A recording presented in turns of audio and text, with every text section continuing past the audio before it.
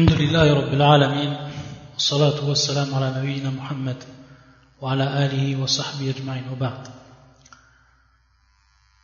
Donc on continue Inch'Allah cette série intitulée l'indispensable en apprentissage de la révélation immuable.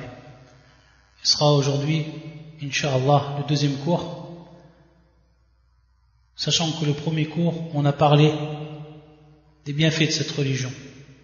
Et avant cela, qui était visé et qui était concerné par cette série.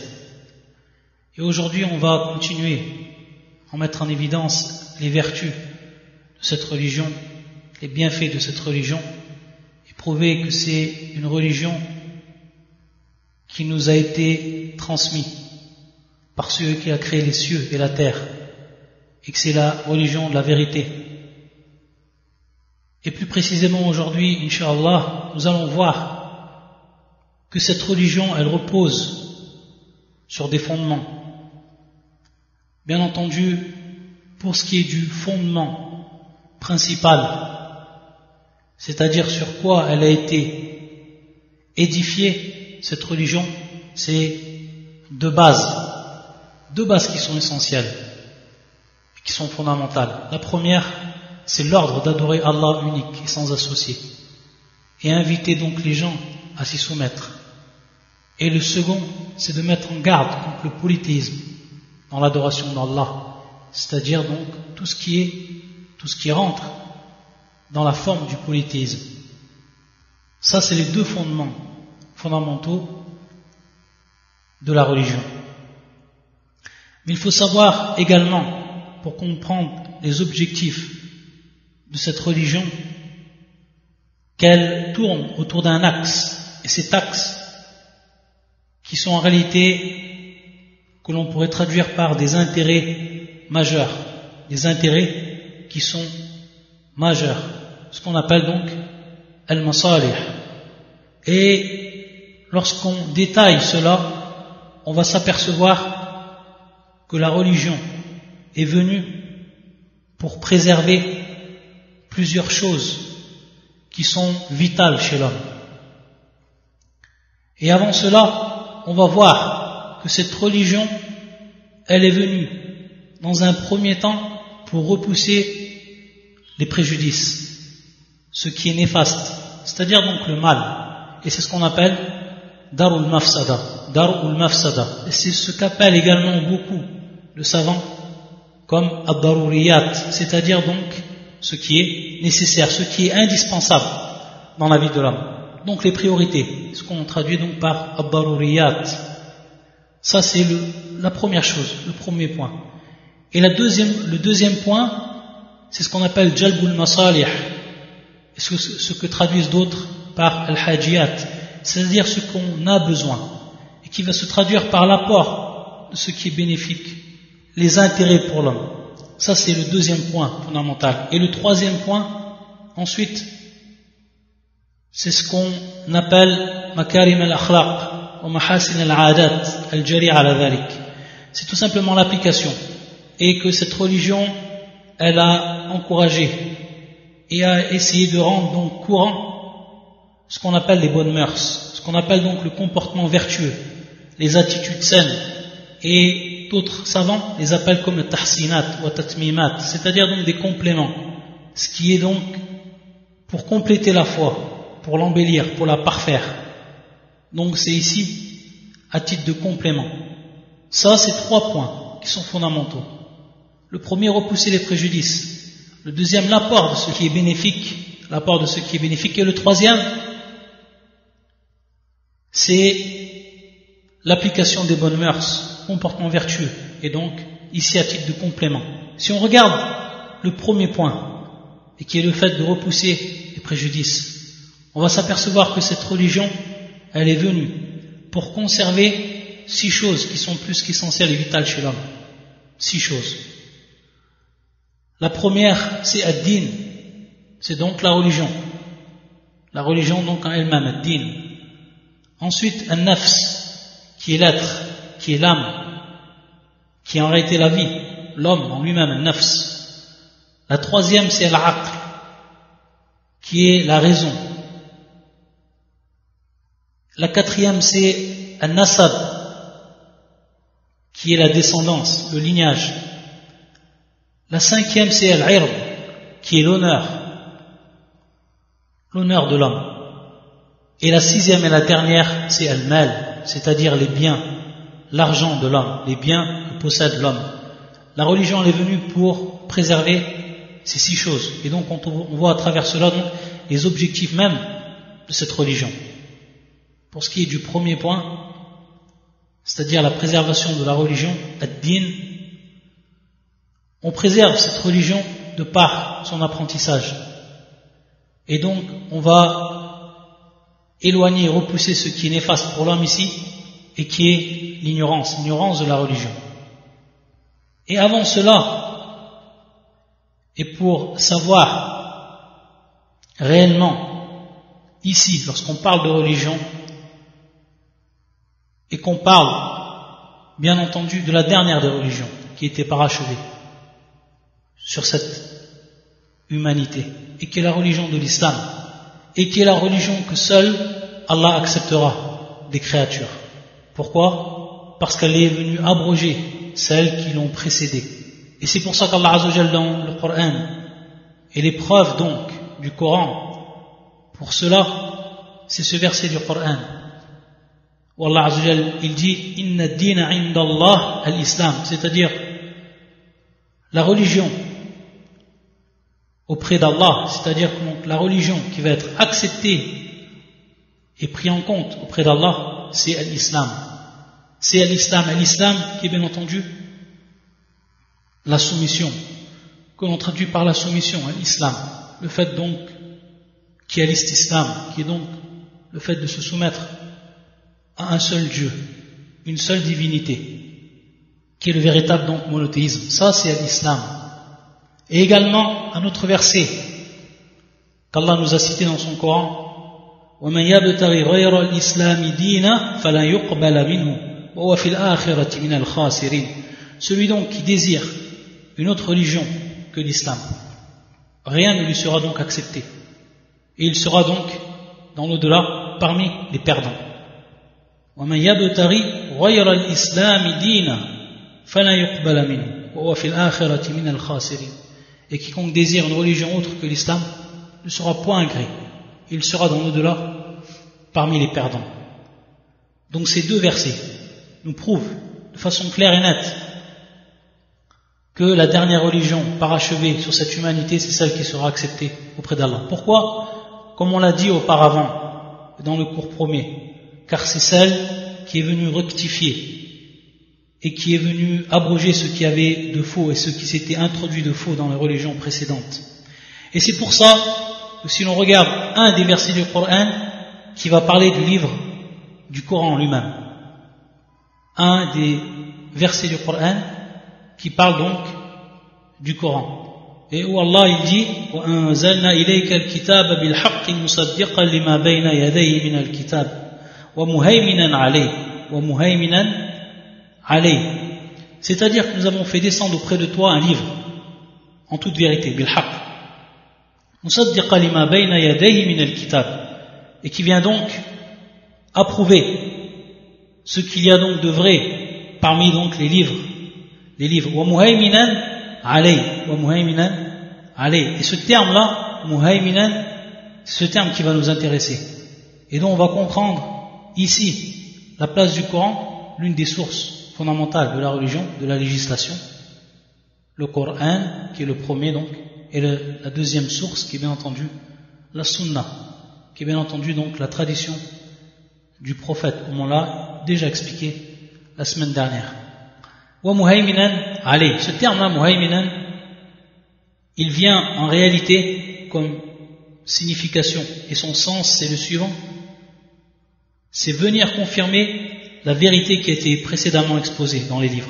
Car on sait que Allah il a fait descendre des livres avant le Coran, il a fait descendre l'évangile, il a fait descendre la Torah, il a fait descendre également les feuillets d'Ibrahim et Moussa, etc. Et on sait que dans ces livres, ce sont bel et bien des livres divins qui sont descendus sur leurs prophètes respectifs, leurs messagers respectifs, ceux qui étaient envoyés à leur peuple. mais on sait que ensuite ces livres-là, ils ont été falsifiés. Et ces livres-là, on y a introduit ce qui était étranger à eux, dans la croyance et dans beaucoup de choses, et principalement, bien entendu, et malheureusement, dans la croyance. On sait, mais il est resté certains points qui sont haqq, il est resté certains points qui sont véridiques. C'est pour ça que ce qui était véridique, le Coran est venu le confirmer. Cette vérité qui a été précédemment exposée. Par contre, il a rectifié ce qui a été falsifié et ce également qui a été supprimé dans les livres donc précédents. Et dans ce sens, donc, il a aboli le faux qui s'est infiltré dans ces livres. Et également, pour prévaloir, c'est-à-dire que ce sera ici le dernier des livres. Il sera donc la seule source authentique et la seule source pour ce qui est donc du livre divin où l'on s'en remettra, sur lequel donc on reviendra. On reviendra donc uniquement à lui.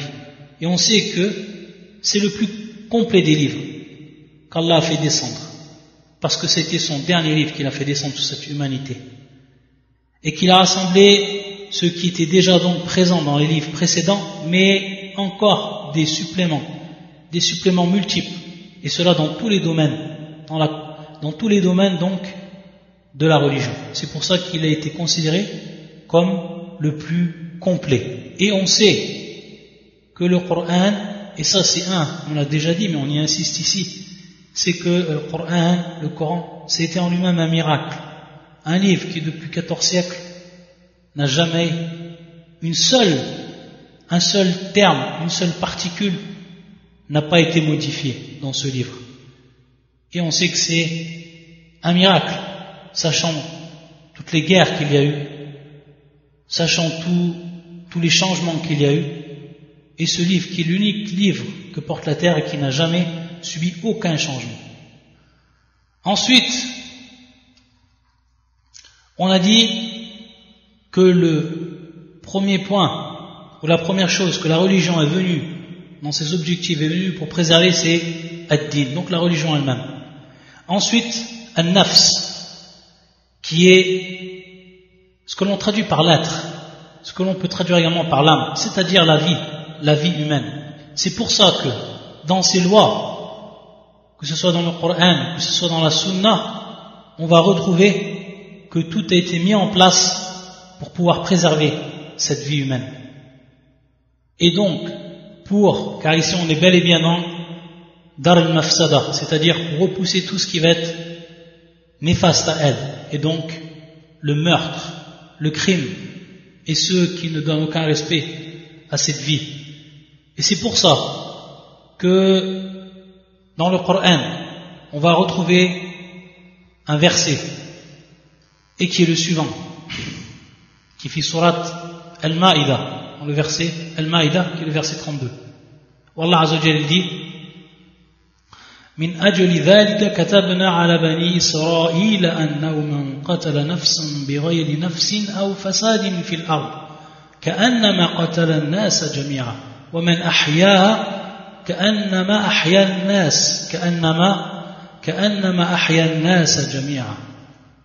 Donc le verset qui est le suivant, c'est pourquoi nous avons prescrit pour les enfants d'Israël, que quiconque tuerait une personne non coupable d'un meurtre ou d'une corruption sur la terre, c'est comme s'il avait tué tous les hommes. Et quiconque lui fait don de la vie, c'est comme s'il faisait don de la vie à tous les hommes. Dans un autre verset du Coran, pour pouvoir préserver cette vie-là, Allah a légiféré donc une loi qui est applicable dans tout temps et dans tout lieu, car c'est une loi immuable. Et c'est le verset suivant: وَلَكُمْ فِي الْقِصَاصِ حَيَاةٌ يَا أُولِي الْأَلْبَابِ. Et dans l'autre verset, كُتِبَ عَلَيْكُمُ الْقِصَاصُ فِي الْقَتْلِ كُتِبَ عَلَيْكُمُ الْقِصَاصُ فِي الْقَتْلِ. Donc nous avons prescrit sur vous al-qisas, qui est la loi du talion, fil qatl, pour ce qui est donc du meurtre, qui concerne donc le meurtre. Et dans l'autre verset, walakum fil qisas hayatun ya ulil albab, vous avez dans la loi du talion la vie, ô vous qui êtes doués d'intelligence. De par cette loi, l'islam elle a conservé la vie. Elle est venue donc ici pour préserver cette vie humaine, pour la protéger de ceux qui ne la respectent pas. C'est pour ça qu'une personne, lorsque cette loi elle est appliquée, et que la personne sait que si elle tue et qu'elle donc assassine une autre personne sans aucun droit, alors elle sait que sa fin sera de même, c'est-à-dire donc qu'on la tuera à son tour. Ça c'est la loi du talion, fil qatl, pour ce qui est donc du meurtre. Et comment ici, en appliquant cette loi, l'islam, elle va tout simplement préserver la vie. Simplement, lorsque la personne elle sait que cette loi elle est applicable et qu'on l'applique et qu'elle va vouloir tuer, alors bien entendu, cette loi va être pour lui un frein. Et de par là, l'islam elle va préserver deux vies. La vie de cette personne qui a voulu tuer, parce que s'il tuerait automatiquement, la peine donc lui sera affligée, la peine de mort. Donc il va préserver sa vie en faisant cela, et il va préserver la vie d'autrui, celle qu'il aurait voulu donc tuer gratuitement, assassiner gratuitement. Ayadun billah. Donc on voit que de par cette loi, et c'est pour ça qu'ensuite il nous dit Allah, walakum fil qisas hayat ya ulil albab. C'est-à-dire que dans la loi du talion, il y a en réalité une vie, il y a en réalité la vie, c'est-à-dire qu'Allah il préserve la vie de par cette loi-là. Et dans ce sens, lorsqu'on parle donc de préserver la vie, c'est bien entendu valable pour tout le monde, que ce soit le musulman ou que ce soit les non-musulmans. Et c'est pour ça que tous les savants de l'islam, unanimement de notre époque, et des livres ont été écrits à ce propos, c'est-à-dire que les avis de jurisprudence qu'on appelle fatwa ont été réunis pour ce qui est donc et pour ce qui concerne les attentats, c'est-à-dire les attentats qui ont été propagés au long de l'islam, et que ça a été une condamnation ferme de ces attentats. Et ici on va voir que la législation est plus que claire sur ce point-là. Lorsqu'on s'aperçoit d'une parole du prophète sallallahu alayhi wa sallam, dans un hadith qui est authentifié, qui est authentique, qui est rapporté par l'imam al-Bukhari dans son authentique, un hadith Abdullah ibn Amr, et qui dit cette parole, le prophète qui dit cette parole, من قتل نفسا معاهدا لم يريح رائحة الجنة وإن ريحها لا يوجد من مسيرة 40 عاما. Une personne, من قتل نفسا, une personne qui va donc assassiner, qui va donc tuer un être, une personne, qui a lui donc ce qu'on appelle mu'ahadan dans l'islam, qui a donc lui un contrat. Et lorsqu'on dit mu'ahad, pour simplifier, c'est tout simplement le non-musulman qui est rentré dans un pays musulman et dont le gouvernement donc, musulman lui a accordé le droit de résidence. Il devient donc à ce moment-là sous la protection du gouvernement et sous la protection donc de tous les musulmans. Celui donc qui va tuer cette personne sans droit, lam yarih rayahat al-jannah, c'est-à-dire qu'il ne sentira pas l'odeur du paradis. Et son odeur se trouve à une distance de 40 années. Il ne sentira même pas l'odeur du paradis. Celui qui tue donc une personne non musulmane et qui était donc rentré dans un pays musulman de par l'accord de celui qui gouverne. Donc l'islam elle est claire par rapport à ça pour condamner. Et ici donc préserver les âmes qui sont donc considérées comme innocentes. Ça donc c'est pour ce qui est du deuxième point, al-nafs. Ensuite, al-aql, c'est-à-dire que l'islam également, elle est venue, et la religion donc elle est venue pour préserver la raison de l'homme. Elle est venue pour préserver la raison de l'homme. Et c'est ce qu'on va voir dans plusieurs versets du Coran, également dans les hadiths du prophète sallallahu alayhi wa sallam. Et à titre d'exemple, ce verset qui fait surat Al-Maïda, qui est le verset 90, où Allah Azza wa Jalla dit Ya ayyuhalladhina amanu innama al-khamru wal-maysir wal-ansab wal-azlam rijsun min amali shaytan fashtanibuh. Ya ayyuhalladhina amanu innama al-khamru wal-maysir. Ô vous qui avez cru, le vin, le jeu du hasard, les pierres dressées, les flèches de divination ne sont qu'une abomination, œuvre du diable. Écartez-vous-en afin que vous réussissiez. Donc on voit ici parmi les choses qui sont citées, le vin, c'est-à-dire le khamr, ce qu'on appelle donc le vin et l'alcool, ce qui va rendre la personne ivre, ce qui va enivrer la personne. L'islam, elle l'a interdit tout simplement pour préserver la raison de l'homme. Et on sait, c'est quelque chose qui est clair pour tout le monde, que la personne, lorsqu'elle boit de l'alcool et lorsqu'elle s'enivre, automatiquement elle perd sa raison, au point où qu'elle oublie ce qu'elle a fait, qu'elle ne sait même plus ce qu'elle a fait. Donc elle perd totalement son honneur, a'yadhan billah, dans cet état-là. C'est pour ça donc que l'islam, pour préserver pour préserver donc la raison de l'homme, elle l'a interdit. Et c'est pour ça également que le prophète sallallahu alayhi wa sallam, dans un hadith authentifié également, il nous dit kullu muskir haram, c'est-à-dire tout ce qui enivre est interdit. Donc que ce soit l'alcool, que ce soit également les drogues qui sont donc néfastes pour l'homme, nuit à la raison de l'homme, ayadan billah. C'est pour ce qui est de l'aql. Pour ce qui est de an-nasab, le quatrième point, et que le nasab que l'on traduit par la descendance, le lignage, on sait que également l'islam elle est venu pour protéger cela. C'est pour ça que le Coran il est plus que clair pour ce qui est de l'adultère, pour ce qui est de la fornication, comme dans le verset 32 de Surat Al-Isra où Allah Azza wa Jalla dit وَلَا تَقْرَبُوا الزِّنَا إِنَّهُ كَانَ فَاحِشَةً وَسَاءَ سَبِيلًا, c'est-à-dire ne vous approchez pas de l'adultère. Ici le verset la taqrabu, il n'a pas dit ne faites pas, mais il a dit ne vous approchez pas de ce qu'on appelle le zina, qui est l'adultère. إِنَّهُ كَانَ فَاحِشَةً وَسَاءَ سَبِيلًا, c'est donc quelque chose qui est considéré comme ignoble, c'est une turpitude et c'est un mauvais chemin. Et on sait que la personne ne peut préserver donc sa descendance et son lignage de par l'adultère.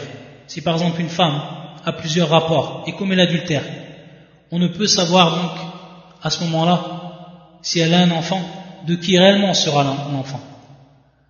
De même, les enfants qui sont donc issus de l'adultère, également les problèmes qu'il y a lorsque la personne donc, elle renie l'enfant, lorsque l'homme il renie l'enfant, etc. Tout ce qui va donc être néfaste pour ce qui est de la descendance de l'homme.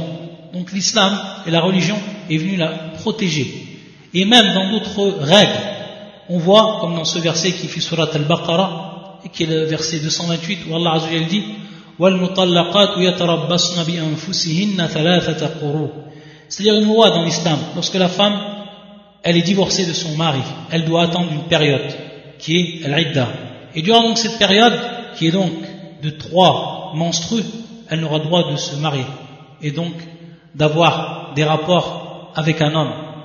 Et dans ce sens, pour que l'on puisse ensuite distinguer si au cas la femme donc sera enceinte du premier homme, taïb, et qu'ensuite donc lorsqu'elle se marie avec son deuxième homme, ce sera sûr qu'elle ne sera pas enceinte. Donc ici également, pourquoi ? Pour protéger un nasab, pour protéger la descendance, le lignage.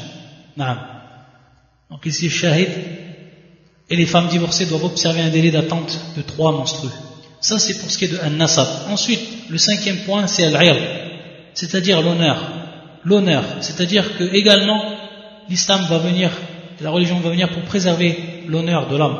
Et on voit que dans beaucoup de versets, et parmi ces versets, celui-là, qui fait surat al-Hujurat, les appartements, qui est le verset 12.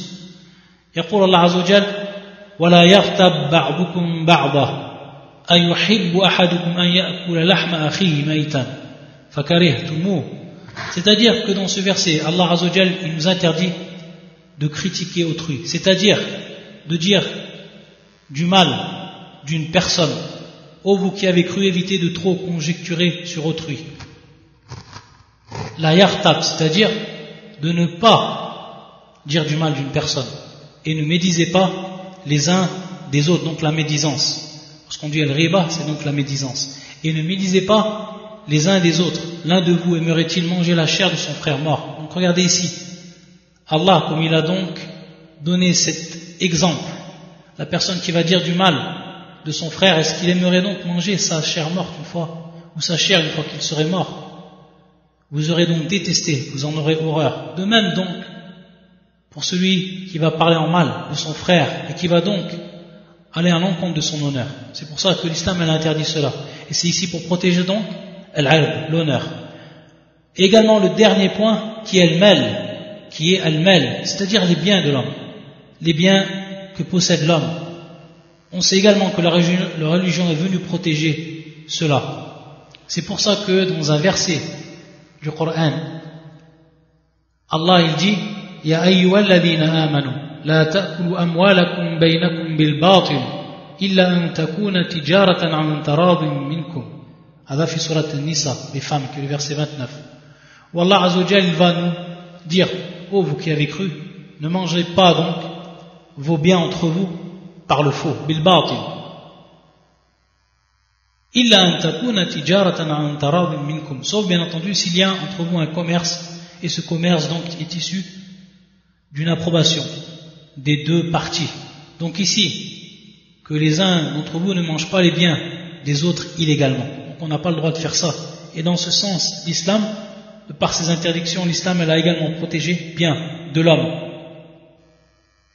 Ça donc, c'est pour ce qui est du premier point qui est dar al-nafsada. Donc le fait de repousser ce qui va être un préjudice pour l'homme, ce qui va être néfaste, ce qui va être donc un mal. Et dont on a vu les 6 points qui rentraient donc sous cet intérêt donc majeur qu'a placé l'islam.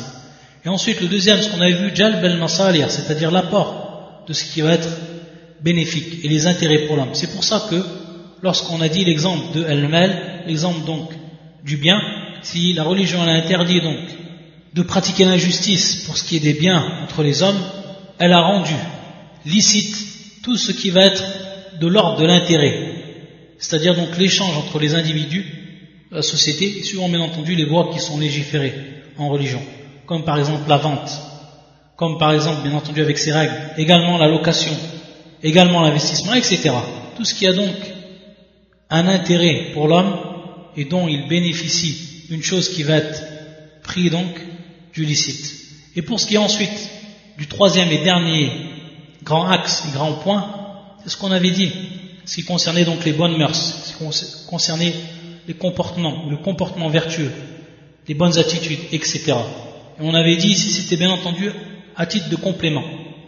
Et c'est pour ça que dans un verset du Coran, lorsqu'il nous parle, Allah du prophète, qui lui donc est venu pour nous indiquer et pour, de par même son comportement, nous inviter et nous enseigner quel est donc le bon comportement, comment se comporter de façon vertueuse. Dans ce verset où Allah Azza wa Jalla témoigne du comportement de son prophète, où il dit wa innaka la'ala khuluqin 'azim, wa innaka la'ala khuluqin 'azim. Hada fi surat al-Qalam, qui est le verset 4. Et tu es certes d'une moralité imminente. Et tu es certes d'une moralité imminente. Et c'est pour ça qu'on a demandé également à sa femme, Aïcha, la femme du prophète, lorsqu'on lui a posé la question à propos du prophète, qu'on lui a demandé quel était son comportement, elle disait kana khuluqu al-Qur'an, c'est-à-dire elle disait donc son comportement est le Coran, c'est-à-dire qu'il appliquait ce qui est présent dans le Coran comme valeur et comme règle, comme noble valeur et comme grande règle. Et donc, il devenait par cela donc comme un Coran qui marchait sur la terre. Son khuluq, c'était son comportement, c'était tout simplement le Coran. Et également un des versets du Coran qui est général et qui va également dans ce sens, et qui est le verset suivant, surat An-Nahl, qui est le verset 90, Inna Allah ya'muru bil 'adli wal ihsan wa ita'i dhil qurba wa yanha 'anil fahsha'i wal munkar wal baghi ya'idhukum la'allakum tadhakkarun. Donc ce verset qui est le suivant, certes Allah commande l'équité, la justice donc, qui est l'adl, la bienfaisance et l'assistance aux proches, et il interdit la turpitude, l'acte répréhensible et la rébellion. Il vous exhorte afin que vous vous souveniez. Donc ça, c'est pour ce qui est des objectifs principaux et des intérêts généraux pour lesquels donc cette religion elle est venue et pour lesquels donc cette législation islamique a été mise en place. Ensuite, et avant de commencer à expliquer pour celui donc qui va revenir à cette religion, ou pour celui qui va rentrer dans cette religion, et lui expliquer certaines bases de l'islam, après avoir présenté les vertus, et après avoir présenté également ce qui était important, les objectifs de cette religion de façon générale, pour que la personne ait donc une vue globale de la religion. Il y a une chose, et qui est également un mot dans notre société, ou dans les sociétés, et qui est le racisme. Et il faut savoir que la religion, elle était plus claire sur cela, et qu'il n'y a aucune forme de racisme dans la religion et dans ce qu'elle prône, et que la législation musulmane donc prône l'égalité entre ses adeptes. C'est pour ça que dans un verset du Coran, et dont la traduction est la suivante: ô vous les hommes, nous vous avons créé à partir d'un mâle et d'une femelle, nous vous avons partagé en peuple et en tribus, afin que vous vous connaissiez. Le plus honorable d'entre vous auprès d'Allah est le plus pieux, c'est le plus pieux. Inna akramakum indallah atqakum. Celui qui est le plus honorable d'entre vous auprès d'Allah, c'est le plus pieux. Donc Allah Azza wa Jalla n'a pas dit ici celui qui est le plus honorable, c'est celui qui est blanc, celui qui est noir, celui qui est arabe, celui qui est non-arabe, etc. Il a dit le plus honorable d'entre vous, c'est le plus pieux. Donc tout est revenu sur la piété. Et regardez cette histoire qui est étonnante et qui s'est passée avec un des compagnons du prophète sallallahu alayhi wa sallam. Et on sait que dans la société arabe, avant même donc l'avènement de l'islam, il y avait également la présence de ce mot, c'est-à-dire ce racisme, et dont l'islam est venu abolir et a donc à rétablir la fraternité entre les hommes.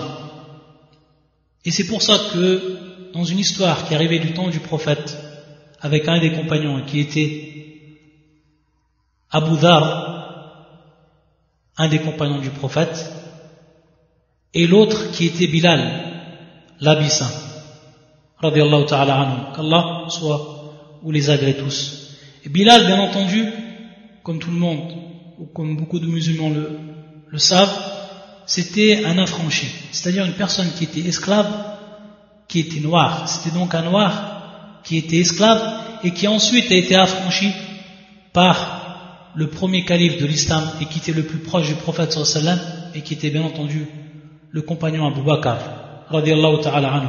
Et c'est pour ça qu'il disait Omar, il se plaisait à dire Omar, qui était donc lui, Omar ibn al-Khattab, le deuxième calife de l'islam, il disait Abu Bakr, notre maître, a affranchi Bilal, notre maître.